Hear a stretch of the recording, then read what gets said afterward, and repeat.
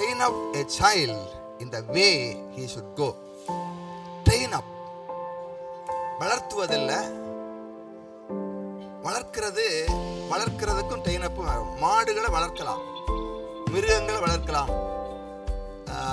செடிகளை வளர்க்கலாம்.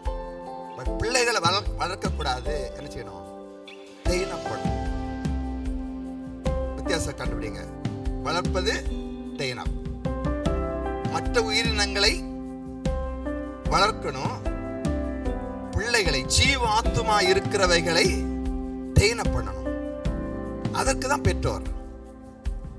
பெற்றோர்களாகிய நமக்கு நம்மிடத்தில் இந்த பிள்ளைகளை கொடுத்திருப்பது வளர்ப்பதற்காக இல்லை, வெறும் பால் ஊட்டி உணவை அப்படியே கொட்டுவதற்காக இல்லை.